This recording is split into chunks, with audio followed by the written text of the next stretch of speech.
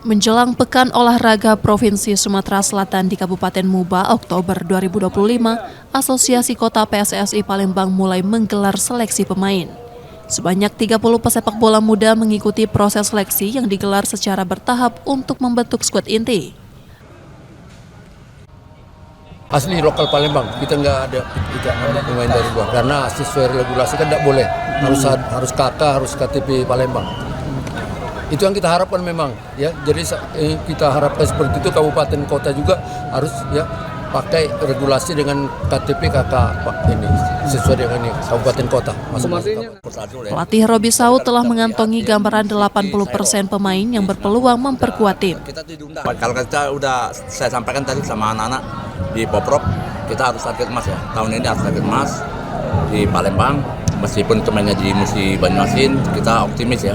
Harus meraih mendulang emas lah untuk cabang sepak bola.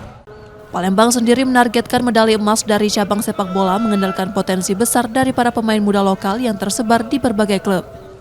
Nur Muhammad, Kompas TV, Palembang, Sumatera Selatan.